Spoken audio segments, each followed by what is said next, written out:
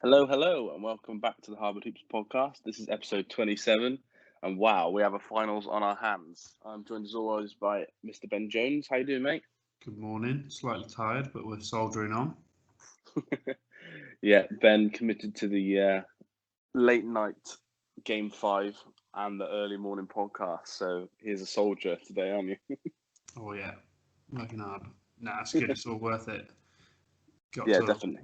watch the game live, and now I get to talk about it. So that's all you Yeah, want. yeah, there we go. The series now is sitting at 3-2 to the Lakers. Obviously, the last podcast we spoke about games 1 and 2, so we're going to go into detail at the start about games 3 and games 4, maybe game 4 a little bit less because it was game 3 a little bit less because a bit more of a blowout, and then end talking about the game from last night, and then talk about the rest of the series, which could be 1 or 2 games. We'll have to see. So let's kick straight off. Go into game 3, Ben. We kind of predicted it on the podcast. We thought that the Heat would win game 3, and that the Lakers would probably go on to win the series, which you said anyway at the start. Yeah. And we were kind of right. They did win game 3. They didn't win how we thought they'd win. We kind of thought they'd win with a lot of role players, and Jimmy scoring, and people like Duncan Robinson and Tyler Hero shooting the 3 really well. But that wasn't quite what happened. They needed a bad AD game, and basically Jimmy Butler just to go inside, shoot layups, and go to the free throw line for the whole second half. The game finished 115 to 104 in Miami Heat's favour. A little bit of a blowout in the end for the last minute or two. But yeah, I thought this was a fun game, but definitely didn't go how we thought it would in terms of the style of the game.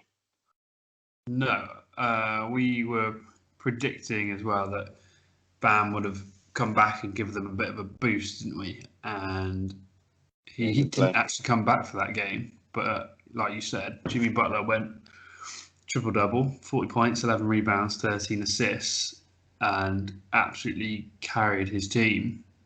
Was on the flip side, Anthony Davis only took 9 shots, which for a superstar player, 9 shots is nothing.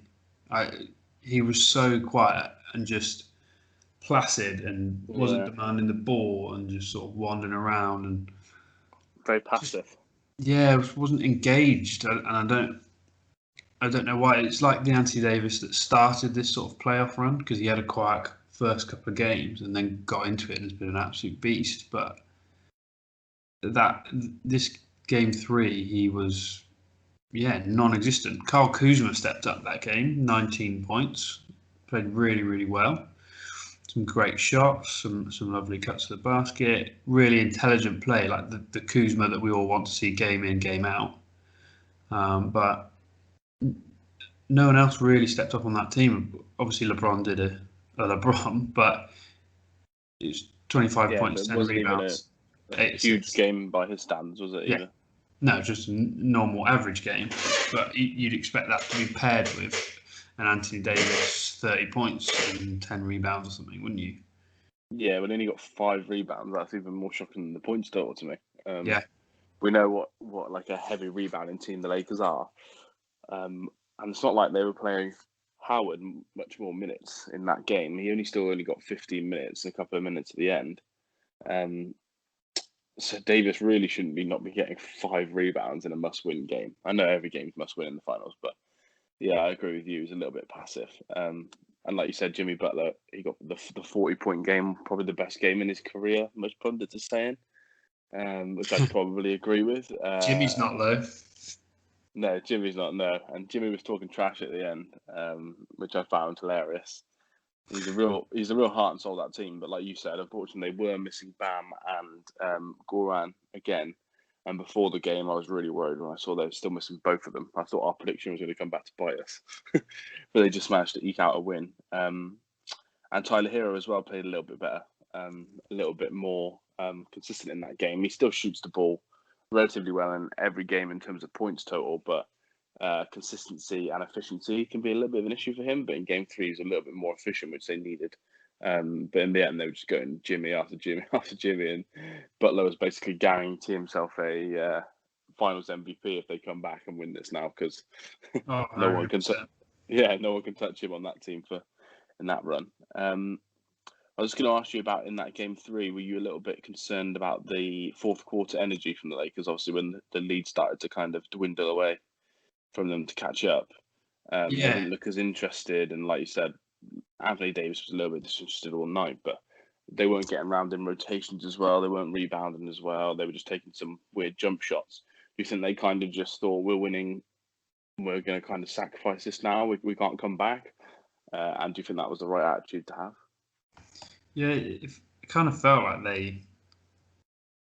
I don't know, had a feeling that they were entitled to it, maybe, or they just wanted a game off. They'll do it next game. I'm not really sure what their mindset was. Like I said, the only person really trying to make plays and stuff was LeBron at that point. Yeah, I think maybe they were just tired and they did need this sort of half a game off really to get themselves back into the groove and re-energized. And for me, I think although they were a bit flat, the flip side was the energy the Heat brought was just so intense. I think it's so difficult to deal with. They really guarded AD well as well. They were sending really quick doubles when he was under the basket and fronting him a bit more, but making sure that seal doesn't happen so they can't get the pass over the top. They were they just played really, really well. That energy we've said before comes and goes in games usually for the Heat, but it seems so much more consistent throughout this whole game. And it showed with, Jimmy driving inside every single time. That's going to take it out of you, but the energy was there and he did it every single time and got to the line. He made shots. He contributed to his teammates, got rebounds. And that's what the Heat have to do if they want to win. Yeah, I completely agree. It was a huge fourth quarter for Miami. They outscored the Lakers by 7 points in the fourth quarter to win the game, which is obviously where the game tightens up the most. So, like you said, they kept their intensity for the whole game. And it was a must-win, and that obviously got the series back 2-1. And then flash forward to game 4, which was on Wednesday, I believe. Another close game, not as high scoring as most of these NBA playoffs. The Lakers took the win to take the series to 3-1, and they won the game 102-96. And this was kind of another game where LeBron James was trying to implement the way he plays on the game a little bit more. AD had a better night, but not a huge night. But LeBron definitely stepped up for the team, and then he got some shooters to do so as well. KCP had his best game in the playoffs, and Danny Green hit some shots, so we'll probably go on to talk about in a minute. But but yeah, I was impressed with how LeBron played. I watched this game in full, and I thought he was a lot better. He wasn't forcing things like he can do sometimes when certain players are off the floor, but he was still being very, very forceful and kind of like leading the offense, especially in the fourth quarter. And they took the series 3-1, Ben. What were your thoughts on this game and obviously where your head was at when the Lakers took that 3-1 lead? This game was a complete contrast to the previous game.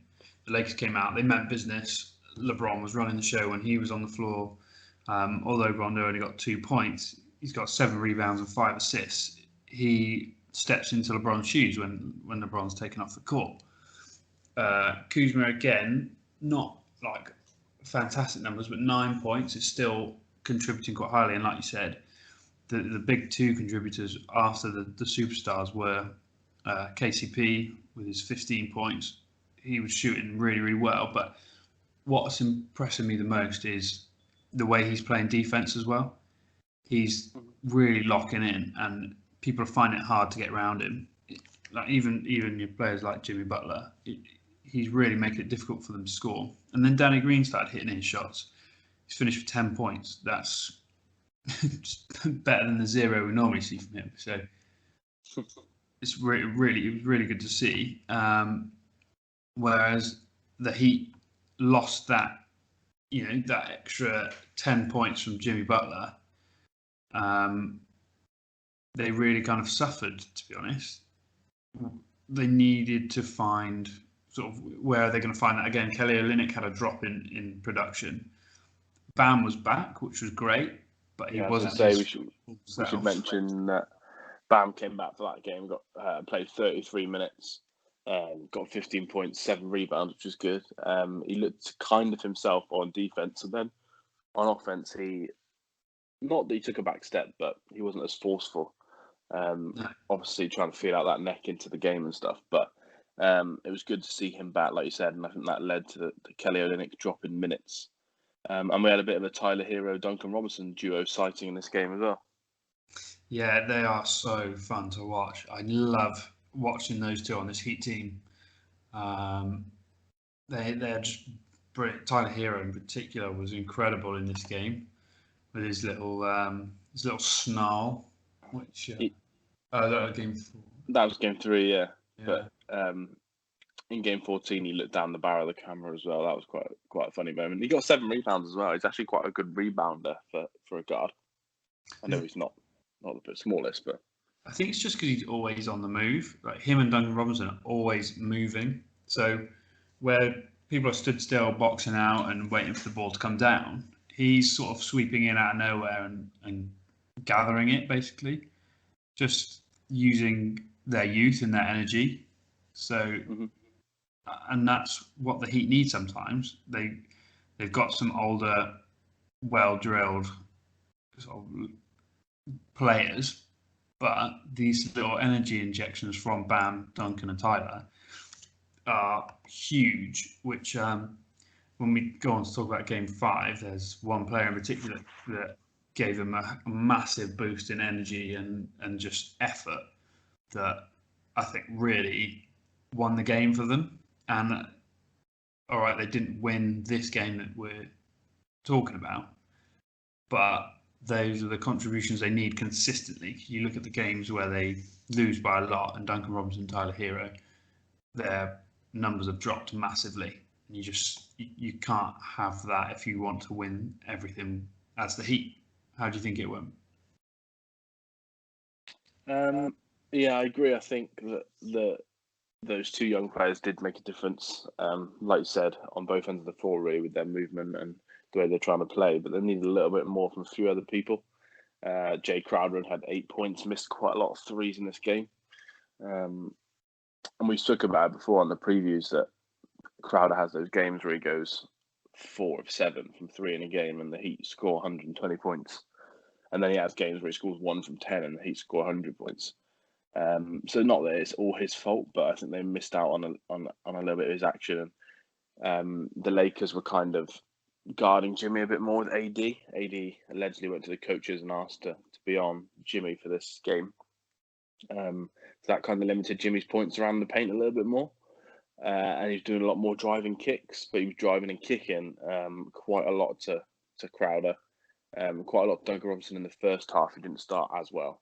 And they missed some shots there between them, especially Crowder in the second half. So I just think that between Butler getting less points at the line, less points at the rim, and then his kickouts also not going in because people were missing some easier 3-pointers, I think that kind of contributed to them having less points. It was a little bit of both, really. It was a good decision by the Lakers to put AD on Jimmy as soon as they switched, rather than switch back. They were just leaving AD on Jimmy because they know he wasn't going to take a 3 and that he was going to drive. And obviously AD's got the length to kind of and strength to keep up with him. So I was a little bit concerned about that heading into Game 5, which we'll talk about in a minute. But the other point I wanted to mention was Mr. Kendrick Nunn, someone who I wrote an article about in November about how he's a surprise Rookie of the Year candidate. He has been awful. In Game 4, he was really bad. He scored 6 points. I know everybody would be like, "Oh, Rondo only played 24 minutes, whatever." He scored 3 points in some games, but Kendrick Nunn was taking awful shots. We both listened to another podcast, and on there they were just talking about how bad some of Kendrick Nunn's shots are. And when you watch it, he's taking awful shots at the start of shot clock. So they can't get into their offense sometimes when he's on the floor, and he really doesn't fit the flow sometimes. I think at the start of the season he did so well because he was just playing ISO ball and they were going like 11 men rotations. But the Heat weren't as good back then. The Heat were a 500 team. And since the trade, obviously they've been a real contender. But since the trade, they're not playing the same way. there's a lot more ball movement, there's a lot more ball screens, a lot more dribble handoffs in the middle of the floor. And I think Kendrick Nunn doesn't suit that style, and he just wants to take these pull-ups. He wants to drive to the rim, and he's not like anywhere near as strong as like a Butler, and that's not working for him. He's like a dog just been let off his lead, isn't he? He's just out there, just like running around, fucking balls up, just like. He's got a lot of energy, which I think does help defensively. Peeing on players and. Yeah, does that often as well. Got fined. Nah, jokes. But Kendrick Nunn, I just think on the defense end can help, especially over Gordon. Gordon Dragic is not known for being a good defender, really. But it's offensively, they just can't get into the flow, and he's one of the five. And I know Jimmy Butler turns down 3-pointers, but I'd rather have him taking a corner three than I would Kendrick Nunn dribbling up, getting a screen, and just shooting from anywhere. And I just think, I know we're going to talk about obviously the overall picture of the series in a minute, but at this point, the Heat were 3-1 down after this game, and you're just looking at it being like, Kendrick Nunn playing over Goran Dragic has just been a huge difference when you actually think about it. And when you watch the games, rather than just look at the stat line, the difference is astronomical. That Kendrick Nunn obviously not really getting any sets for anybody else, whereas Goran obviously runs the whole thing. And if Goran's got an open three, you're pretty confident that he's going to hit it. Even a pull-up three, to be honest, he's very good at pull-up threes. But Kendrick's just a bit of a nutter. Let's describe him as that on the offensive end. So I think that was key for me. In terms of the Lakers, like I said at the start, I think KCP was probably the key. I don't like him, but he's thoroughly impressed me. Kind of maybe proved me wrong, to be honest. I thought he was a really bad player. I think he's an overpaid player that got a lot of stick for getting 2 bad contracts because he's friends with LeBron. But I think people actually use that against him when they talk about him on the court. So I don't think he's a value add in terms of his contract, but in a finals or in a big game, whatever, and he's one of their men on the court, I feel more confident than I would with even a Caruso, a Danny Green, or a Kuzma at this point. He just seems to be a lot more consistent with 3-point shooting. He's a little bit streaky. When he has a good night, he has a really good night, but he's not getting these 0-point nights as often, especially in big games. He's kind of coming up quite well. And the other difference is he defends with a lot more energy. Danny Green was known as a defender a few years ago, and Markieff Morris is kind of known for a defender, but their energy levels and strength and intelligence is not what KCP has. KCP is a lot better defensively against Jimmy Butler. The amount of times they try and switch Jimmy onto LeBron or him when they want to kind of stop him for a little run, I just kind of think shows what Vogel thinks about KCP. So he impressed me from a Lakers point of view. Rondo had a quieter game, but still a good game. I agree with what you said on that one. Kuzma let himself down a little bit. He was taking some bad shots as well. There's a couple of times where between Kuzma, Danny Green, I think it was, and Kendrick Nunn, there was like a 3-minute spell where I was like, these are some bad shots. I was like, let's get the ball to LeBron or Jimmy and we'll get a nice little offensive set going. But at this point, Ben, what did you think about the series? You think, 3-1, you were going to be right, and it basically was going to be 4-1? Or were you a bit worried going into the next game? I was convinced it was going the 4-1. Obviously, know how the Heat were going to fight in Game 5, and that they're going to take it up a notch and go up a gear. But I thought with AD on the sort of coming up again, getting back to where he was, LeBron also on the sort of uptick, getting better each game, and the Lakers role players hitting shots. Like you said, the difference between Kendrick Nunn in this game and Rondo in this game, right? Similar minutes. Rondo on the stat sheet contributed less, potentially, if you're looking at points or whatever, but the shots that Rondo take are more thought about and planned out. The assists he gets are thought about and planned out. Whereas, like you said, Kendrick Nunn's just, in this game, is just running around and hoping for the best. So you take Rondo in that instant over a Kendrick Nunn because he's so unpredictable, whereas Rondo is like methodical and thought out. So, at this point, I'm thinking, right, well, Rondo so far, he's been playing better than this. He'll probably step up again. The two superstars step up. I'm not expecting 10 points from Danny Green again, but there's room for Kuzma to improve a bit, Caruso to improve a bit. There's room for these guys to keep going and pushing. And I think the Heat will start hot, but maybe tire towards that fourth quarter because they've got to put so much energy into not just the offense, but the defense as well to try and stop this big Laker team. And because they are a team that move the ball and everybody contributes on offense, they're all moving, they're all working, they're all driving, they're all kicking. And that's going to take it out of them. So I thought this Game 5 would be a really, really good one, really entertaining, but I was ready to see that confetti fall at the end of Game 5. Yeah, I think I was similar, especially when we heard that Goran was out again. He tried to do the warm up for Game 4, and had to come out after the warm up. He just wasn't feeling it. He just couldn't run on it. Couldn't run on that foot. Yeah. So obviously, when I knew that in Game 5 again, they announced obviously as it does every time, 2 hours before the game or 3 hours before the game, Shams or someone tweets and it says that Goran's missing Game 5. Hoping to be back by Game 6 if there is one. All the same stuff every game, really. When I saw that, I thought, they need that little bit of injection. They need that added spark. They need to do something different. Jimmy Butler's played 45 minutes and then 43 minutes, 3 days apart. So I was a little bit concerned about that, but I put a bet on the Heat to win, so I wasn't overly confident with the Lakers, but maybe I was just hedging my bets there. Yeah. And before we move on to Game 5, at this point, obviously Game 4 MVP watch. Obviously Jimmy, if the Heat were to win, was really the only contender, like me and Ben said. And after Game 3 and 4, I think that LeBron James had firmly wrestled that title off Anthony Davis. I don't think you can have I don't think as a star, especially, it's not like an Iguodala MVP when he got it. I don't think as a star you can have such a quiet game like AD did and try and win Finals MVP, especially when the person next to you is LeBron James, who obviously always is going to get the the 8 to 12 assists, the 8 to 12 rebounds, and the 24 plus points, pretty much guaranteed. If you're going to have such a quiet night, and also it looks worse than it is, if you actually watch the game, you look really disinterested. And when you're in a finals game, you can't do that. So I think after Game 3 and 4, Ben, that LeBron was the firm favourite for MVP. Would you disagree with that take before we move on? Yeah, it's tricky because I kind of feel a bit sorry for AD in a way because he has been the reason they have been playing to this sort of standard and winning the games that they're winning.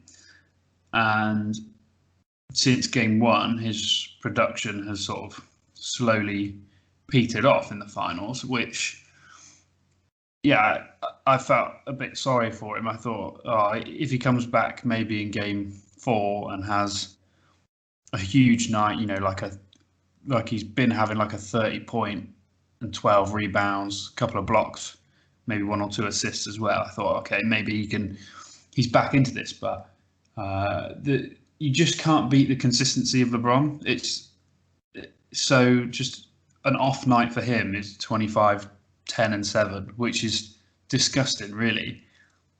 And when we go on to talk about Game 5, where he's having a good night, then there's just kind of no comparison. Like it's got his fingerprints all over it, that Finals MVP. Yeah, I agree. I think AD let himself down that one game when you play with a player that consistent. It's always going to be a bit of a struggle. So let's move on to Game 5 then, the big one. Spend more time talking about this one. This obviously game finished a mere 4 hours ago, as Ben will definitely tell you. Really? Because he is knackered. So the Heat eke out a real big win here in a crazy close game. The fourth quarter was nuts. But we'll kind of talk about all 4 quarters really, stage by stage. So the Heat won 111 to 108. And then in terms of stat lines, we'll start with the Heat because we always talk about the Lakers first. Mr. Jimmy Butler got another triple-double, 12, 11, and 35, which is impressive. Duncan got 26 points. This was his major finals jump-out moment, really. And then Kendrick Nunn, my boy, scored 14. Not efficiently, as he's never very efficient anymore. But he managed to get some points on the ball, which really helped this team. because Bam didn't have a great night either, but defensively Bam was much better. What was your thoughts on kind of the Heat players initially before we talk about the flow of the game? Were you impressed with how Duncan played and kind of stepped up to it? And Mr. Iguodala getting the goose egg of zeros was a little bit upsetting for him, bless him. If you go onto our Twitter page and scroll back through my commentary from last night, you'll see quite frequently me just saying, Duncan Robinson is shooting everything. It just looked like as soon as his hands were on the ball, no matter what he was doing, whether he was running, stood still, cutting, as soon as his hands were on the ball, it was up in the air. And it was crazy to see because when you look back at the stats and he's just jacking up his shots, I was thinking, I don't think he's having a very good shooting night. And then they start talking about how many points he's on, and then he's like, actually, a lot of these are going in. And you look at the stats, and he shot 53% last night, which is incredible overall. But the most incredible thing about it is he shot 53% from three as well. And if you've got a 3-point shooter like Duncan Robinson that's making 7 of 13 threes, then That's nuts. You're on for an absolute winner. He was incredible last night. He just felt like he couldn't miss, and it looked like he couldn't either. He was just chucking up absolutely everything. Jimmy, fair play to him, just took the team on his back again. Like he sort of had a game off last game and then stepped back up this one. But not just offensively. His defense, 5 steals. He was getting his hands in absolutely everything. And that 5 steals is huge. Yeah, that was huge when I watched that. I didn't watch the game live, but when I watched the highlights this morning and then the whole fourth quarter, that stat line was one of the ones that most jumped out to me, apart from Mr. Kendrick Nunn. When I saw those 5 steals, I was like, wow, that is a hell of a defensive effort to get 5 steals in a game from a player that has to do almost everything on offense at times. Yeah. And they also used Andre Iguodala for that kind of thing, just coming on. Don't worry about making shots, but just disrupt things. But the guy I wanted to talk about was Kendrick Nunn, although we've just absolutely slated him for the previous game. If he hadn't been coming off the bench with the energy he had and the timely shots that he hit and a couple of defensive possessions that he managed to grab a rebound in a really good place, a really good time, the Heat were out of this at one point, and he kept them in it, kept them fighting, and kept the energy up, and he was key to this win in this game. He was fantastic. He really, the 27 minutes he got, he made the most of it this game. So fair play to him in this one. Really quite a short rotation for the Heat this game. They it was real short. Yeah, reduced it. No Solomon Hill, no Derek Jones Jr., no Miles Leonard, no Kelly Olynyk, and just kept it between, what was it, like the 7 players? So Iguodala, Nunn, Hero, Robinson, Bam, Jay Crowder, and Jimmy Butler. And I think the other thing that was key to that is fouls, which we'll go on to talk about on the flip side with the Lakers. But the Heat didn't really foul that often. They were really sort of disciplined and sensible. Yeah, they were. I thought that as well, which helps them as well because they haven't got a lot of players that can cover certain areas of the team. You've got a lot of guards and a lot of bigs, but if you've got Jay Crowder, Robinson, and Iguodala in foul trouble, you're in a bit of trouble, really, because you need that size, don't you, to guard LeBron? Yeah. So yeah, I agree. That was crucial, to be fair. And Jimmy as well. Obviously, you need him on the floor all the time, so you don't want him getting cheap fouls, which he didn't. Which kind of sums up the whole team, really. They're so well coached, well drilled, well disciplined that they kind of had to do that in this game, and they did, which is nice to see. Yeah, looking at the stats and the box, the way the Miami Heat team played, this was one of their sort of peak kind of pinnacle games. Everything clicked for them and was brilliant. So really, really good. Well, like I said, we're going to talk about the flow of the game a bit more a little bit later. But generally, Heat team looking really good in this. Well, let's start now with we'll do a bit of the flow of the game, then move on to some Lakers chat now as well. So overall, each quarter is pretty even. This has been the only game in the series really where there hasn't been one quarter where someone's gone and stolen it by 5, 6, 7 points. The biggest margin of victory in a quarter was 3. The Heat winning the fourth by 3, and the Lakers winning the fourth by 3, and the Heat winning the second quarter by 3. What were your thoughts? Obviously, watching it all the way through live at the time, do you think it was a very even game? I know the fourth was very back and forth, but in terms of the game starting off and going through the second, third quarter, do you think it was quite even, or did it look like the Lakers or the Heat were going to eke a victory out early on? Yeah, first and fourth quarters were just trading blows, just up and down the court. You score, I score. You score, I score. In twos and threes, the second and third quarters were more sort of runs. Like the Heat would go up by 8, and then when we go on to talk more about the Lakers players, but LeBron would hit a huge shot, and momentum would shift. The Lakers would catch back up, and then Heat would go on another run. LeBron would hit another big shot, momentum shift, and the Lakers come back into it. And that's kind of the pattern that we start to see through the middle of this game. The Heat pulling ahead, the Lakers pulling them back. And they could, like we've seen before, they can never quite get over that sort of 8 to 11 point hump. They get that far ahead, and then they just can't pull away anymore. Every time. They lose that energy and flow and consistency, and the Lakers just dominate and capitalize on it and get right back into it and get within 2, or if not, take the lead. Going into the fourth, it was, what was it? I think it was a 3-point game. No, 4-point game, because I think someone hit a big 3 right at the end of the third. Duncan? Might have been. I feel like it was like Kendrick Nunn, to be honest. Big Nunn. Your favourite Heat player. Yeah. But in terms of the Lakers stats quickly, whilst we carry on talking about this, Mr. LeBron James, 40-point game, dropped on the assist a bit because he was passing to people who kept missing, so that was annoying him. So 13 rebounds, 7 assists, and 40 points. AD had a very similar game, really, than he to game 4, with the whole 28 points, 12 rebounds, 3 assists sort of range. KCP also had a similar game, really. Got the 16 points again, so the consistency that they need from him to help them stay in games. They didn't get loads else. I know Danny Green got like 8 points, I think it was. They didn't get much else, which is probably why you see LeBron having to score 40 points, because a couple of people were really struggling scoring-wise. Like Caruso, for example, Markieff Morris, they got 3 and 0 respectively.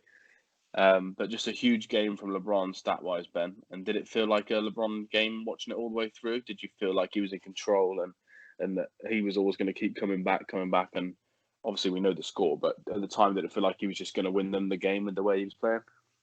100%. He was incredible to watch in this game. He was doing everything.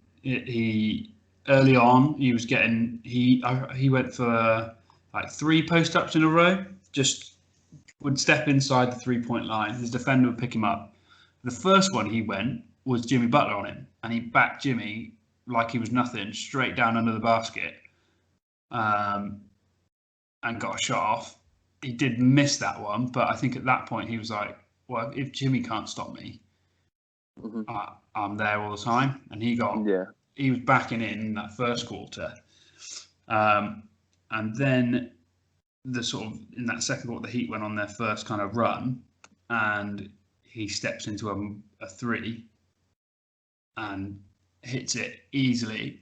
And you can sort of feel the energy pick up from the Lakers. And that is something he did all night.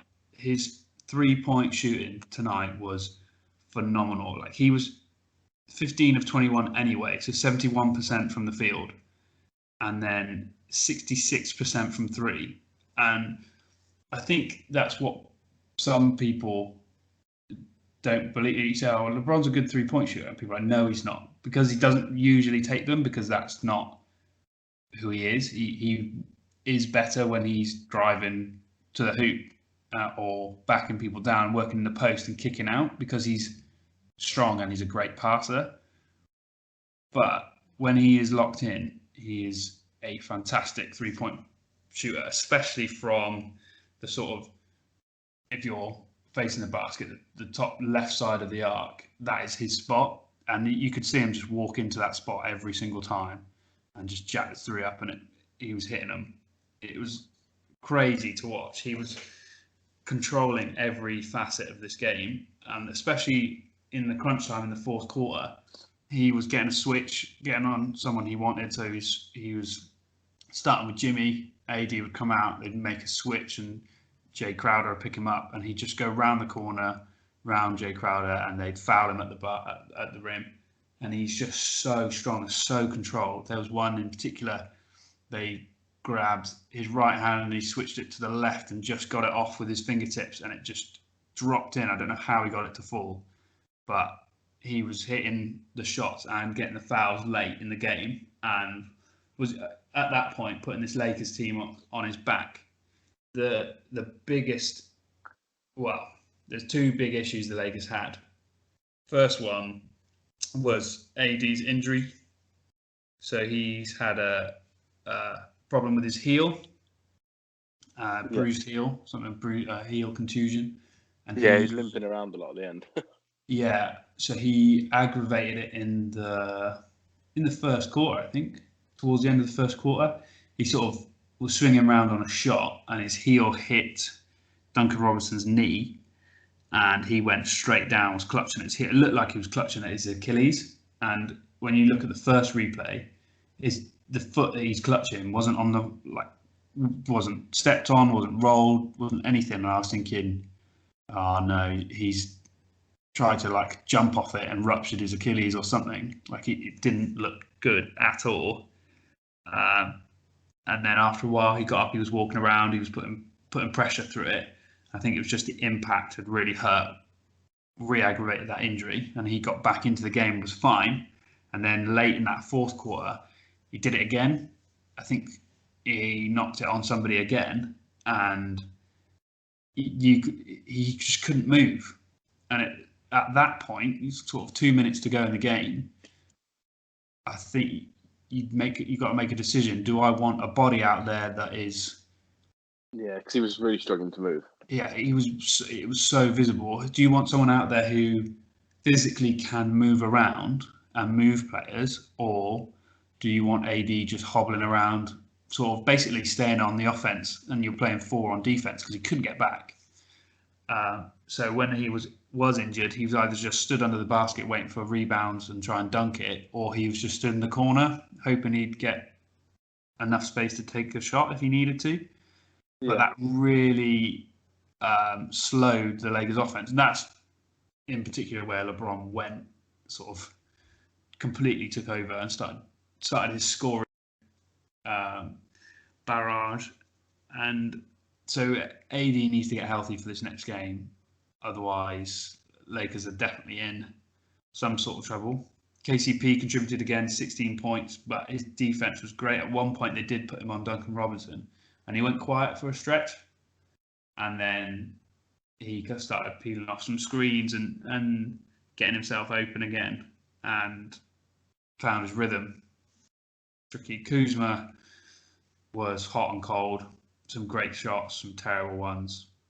Which is just that's describing him in general, isn't it? Nutshell. Yeah.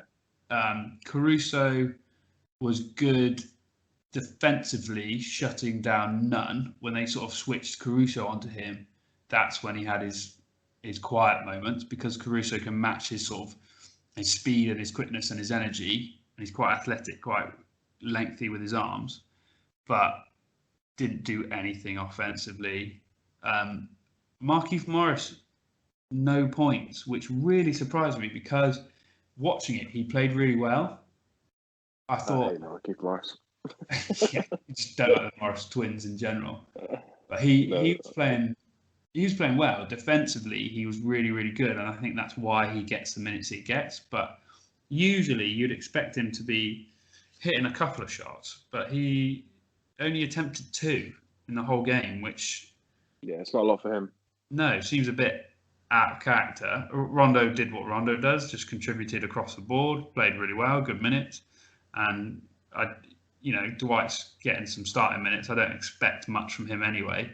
No, I wouldn't even Danny start him at this Green point. with 8 points, but he missed Yeah, as I say, wide open jumper, top of the key to ice the game for the Lakers, and he just front rimmed it. And then what makes it worse is Morris gets the rebound. He's open, and he sees Davis setting up under the basket to seal him off, and he puts the worst pass I've ever seen. It just lobbed it straight out of bounds under the basket, not even close to Davis. He just panicked and was like, "Ugh," and just threw it, and it went straight out with 2 seconds to go. Yeah, 2.2 to go. It was all done then, I think, wasn't it? Yeah, that was game over at that point. And the Heat get the ball in. Duncan Robinson goes to the line and seals it. So, and you kind of felt for like LeBron, he'd put them in the prime position to win this game. I didn't feel too bad for LeBron. No, I couldn't imagine you would, but he's done absolutely everything, and he's put them in this perfect position. They're down by 1. He drives defenders closing on him. He kicks out to the wide open man, and all you have to do, like you've been doing your whole career, is hit a 3, and he just can't do it. I can see them maybe trying to get rid of Danny Green, and while he might have some stock with 18 and try and sign someone else to be a 3-and-D guy, because in the off season, you mean? Yeah, potentially. You have to hope that some teams haven't been watching the finals. Yeah, I think send him to the Knicks. None of them will be watching. They'll just be chilling. Yeah, exactly. The Knicks will take anything. They'll probably pay him more. Probably. But yeah, no. I agree with you about that. I was going to mention that last sequence in specific details, being like it was very typical LeBron, very typical Lakers haters, very typical Danny Green haters in terms of obviously LeBron driving, gets 3 people on him nearly, 2 that were double teaming him, like you said, but one person also came over to block the inside pass to Davis, and then he kicked out. So he's drawn 3 defenders in a crucial moment after having a huge game, which is what I mean by typical LeBron, because that's what he does. But then it was typical Lakers haters in typical Danny Green fashion, where the role player that people kind of blame, saying the Lakers are that they won't win a title because their role players suck, and the 3-point shooting's inconsistent, which has been proved wrong, because in the conference finals and these finals, the role players have done well in spells, especially KCP and Rondo, like we said. But in terms of Danny Green and the kind of what's the word? The issues like hanging over his head with the media of him being really inconsistent for the Lakers kind of shone through, because obviously he had an open 3. I know he likes corner 3s better, but it's right at the top of the key. And anyone that hasn't seen the game yet or hasn't seen that shot or whatever, it's not even like a slightly open 3. It's a wide open 3. Like no one's anywhere near him. Training facility warm-ups. No one is you.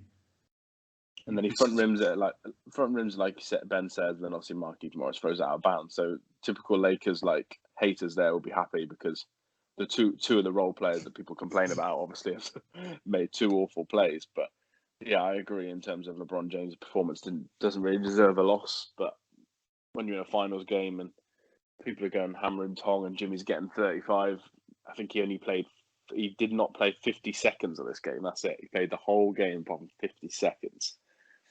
Jimmy Butler, which is crazy. But yeah, fun game. That fourth quarter was just back and forth, basically between LeBron and Jimmy at one point, wasn't it? It was just shot after shot, and every shot was basically drive to the basket as well. So in terms of energy levels, they were just decreasing, weren't they? Because you could just see both players still getting where they want, because they can get where they want, but it was getting harder and harder for them to get where they want. And after each shot and each foul, they were both looking very, very tired at the end of that game. But Jimmy in particular was moving very slowly in the sort of last 2 minutes of that fourth quarter, and I watched 4 minutes more, mate. watched him move from the podium afterwards, doing his post-game stuff. Oh, he is sore. He is aching. Right, Well, he's played 47 minutes, 45, 45, and 43 in some of these games. So he is he's by far the most minutes on anyone in the finals. yeah, And if he did the same in the next finals, I believe he would not win the award, but if he did it in the next game, I think, and say that it goes on to get 7 games, whoever wins, he would have the most minutes in finals history if he keeps the same up in game 6 and 7.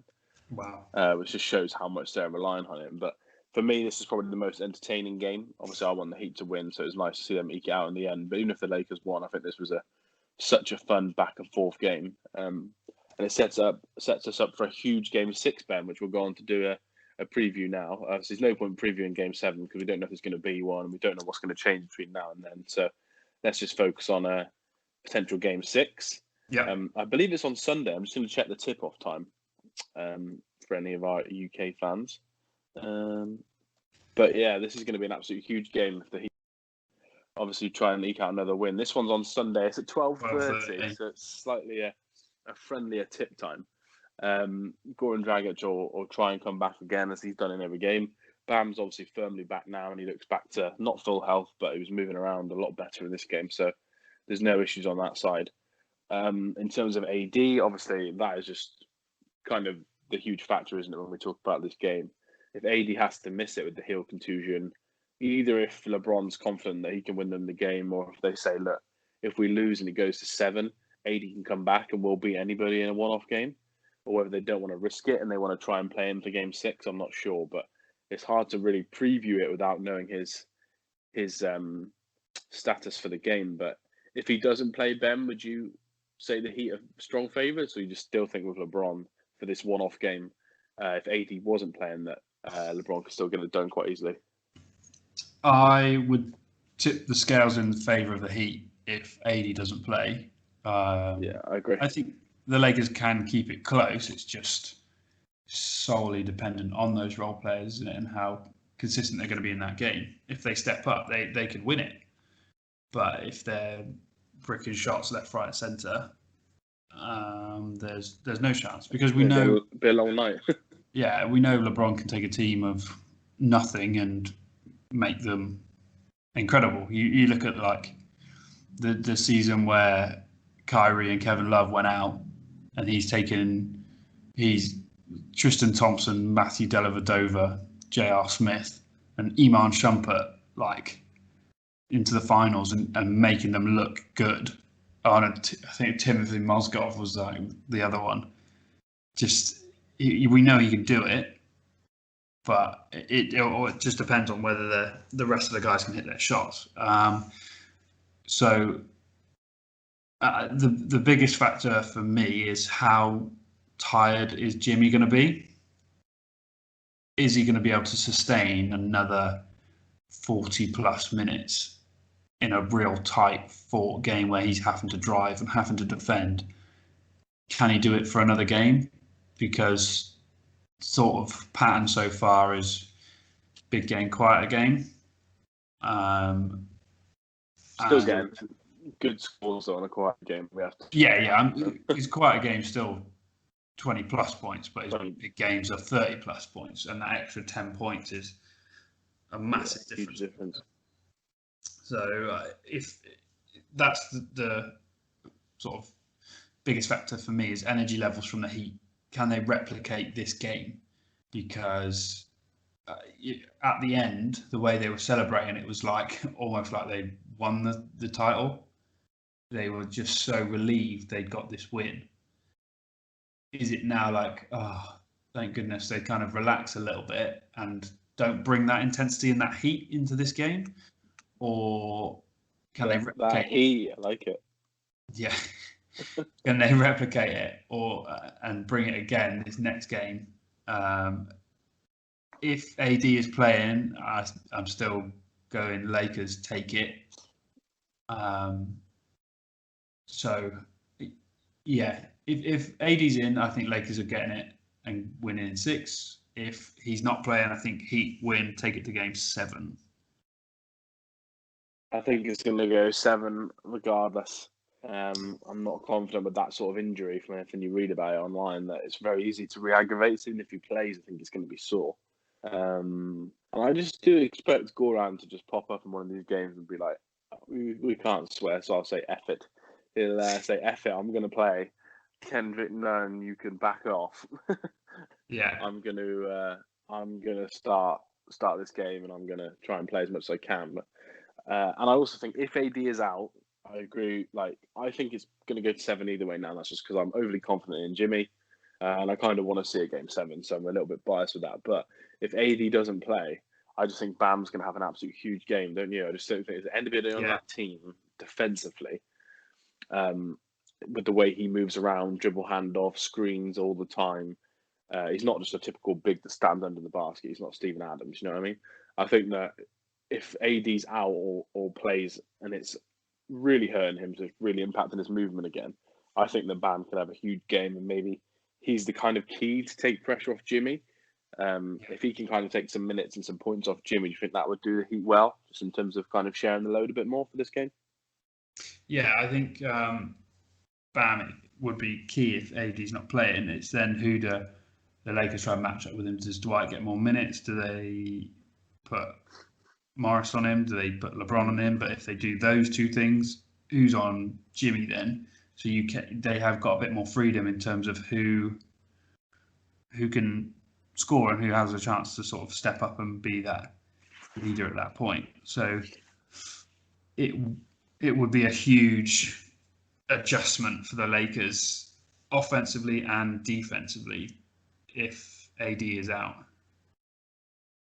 Yep, I agree. That is going to be an important game, or hour, 2 hours before the game tweet. The Heat fans will be getting very excited if they get a notification saying that AD is out. That'll be the little confidence booster that maybe some of the players and the fans would need. That could give them that energy again, like I said, that level to take up to. It could, yeah, definitely. Especially if they start well. So when they start winning games, they tend to do very well in the game. They're quite fast pace setters, aren't they? Yeah. In terms of the way they play. Couple of other little notes then before we head off. If there is a game 7, I believe I think it will be Tuesday night our time, and that's a 2 a.m. So any Lakers fans, you want them to win on Sunday because you don't want that Tuesday 5 a.m. celebration, especially if you can have a beer or two to celebrate. And then also, I was just going to mention, unfortunately tonight as well, the Lakers chose to wear their black Mamba jerseys that they were unbeaten in. Everyone kind of saw it as a sign, but they lost Ben, so the jerseys have kind of lost that look now, which is a bit of a shame.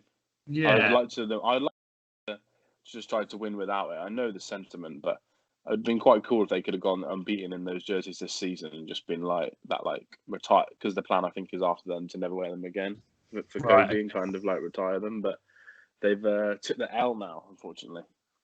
Yeah, I think they'll maybe keep them to the end now and just try and eke out that win wearing them. Yeah, I think you might be right. And even if they go down as 1 hour and 10 wins in them or whatever, that's still quite a testament, isn't it, to Kobe and his legacy and what he means to the Lakers and the contribution he's made to that franchise. Yeah, I think winning the whole thing will be more of a nod towards him anyway. Definitely with the names on the jerseys of him and obviously his daughter and the whole season in general, what it means to them. Go on to win or go on to not win, we'll have a whole segment talking about Kobe and this team and stuff, because I just think that'll be needed at the end of the year regardless. And the only bit of non-finals news is Mr. Alvin Gentry, who joins the Kings as an assistant. We're not going to talk about it in crazy detail because we're going to do a coaching, hiring and firing episode after the finals as we head into our off-season schedule. But just in general, obviously, he's not joining Doc in Philadelphia, which was not what we thought would happen. It kind of ruins the whole segment that we spoke about in the previous podcast. But he's joining the Kings. So just a quick note from each of us. I'll say that it's a good hiring for the Kings. It's a bad hiring for Luke Walton, because as soon as he has a bad spell, they're going to fire him and put Gentry in. Have you got a quick note on this little hiring before we go? Yeah, break glass in case of emergency, coach, isn't it? Yeah, I agree. That's a good way to phrase it. You've done well there. Thank you very much. I'll give you a gold star then as a podcast host. Yes. But yeah, I think the plan is we'll do an episode. Me and Ben were talking about it off air, that we're going to talk about all the people that have lost their jobs and why, and maybe all the job openings that have been took, and do we agree with the hires, and then the job openings that are still left, and kind of both predict who we think will get each job, and we'll do a whole episode on that. So just to clarify, it's coaching jobs, not every job in the stadium, because there's been a lot of people that have lost their job. Yeah, unfortunately, there has been a lot of people lost their job, and we haven't got the time to plan their career paths for them. So we're just going to plan Ty Lue's career path, etc. So yeah, because I have no intel on who's going to cover Gene working behind the fast food counter at the Hawks Arena. But you have intel on the coaching hires, right? Yeah. Your sources. Fair enough. Well, cool. So that's going to end this pod. Obviously, Game 6 on Sunday, absolutely huge. We'll be live tweeting about it again, and then either a Game 7 or not, we shall see. But thanks as always, mate, for joining me, and we'll speak to everyone next week. Yes, no worries. Enjoy the early pod. Bring some energy for Game 6. Let's go, Jimmy.